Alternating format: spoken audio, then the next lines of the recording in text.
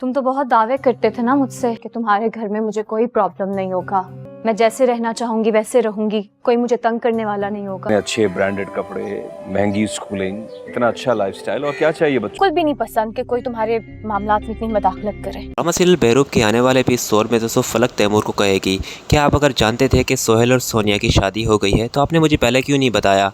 जिस पर तैमूर उसे कहेगा कि मैं जानता तो था कि सोहेल सोनिया से शादी करना चाहता है, पर मुझे लगा कि ये सिर्फ वक्ती है, पर सोहेल भाई अपना फैसला जल्दी ही तब्दील कर देंगे, पर मुझे इतना नहीं मालूम था कि सोहेल भाई उनसे सच में निकाह कर लेंगे।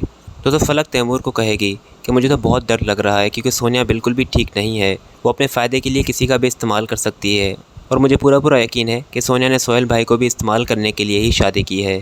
जिस पर तो तैमूर फलक को कहेगा कि अगर सोनिया ये सब कुछ करना चाह रही है तो मैं ये बिल्कुल भी नहीं होने दूंगा। उसके बाद अगला सीन जो दोस्तों होगा वो तैमूर और किन्ज़ा का होगा।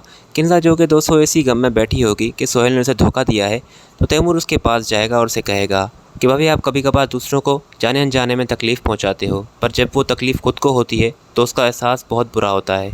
जिस पर किन्ज़ा कहेगी कि इसका क्या मतलब है तैमूर, तुम ये कहना चाहते हो कि मैंने फलक को तकलीफ़ पहुंचाई है, इसी वजह से ये सब कुछ मेरे साथ हो रहा है। जबकि वो दोनों लड़कियां पहले फलक हमें इस्तेमाल कर रही थी, अब वो सोनिया सोहेल को इस्तेमाल कर रही है और वो ये सारी जायदाद वगैरह हड़पना चाहती हैं, पर मैं उन दोनों की हकीकत सबके सामने जल्दी ले आऊँगी।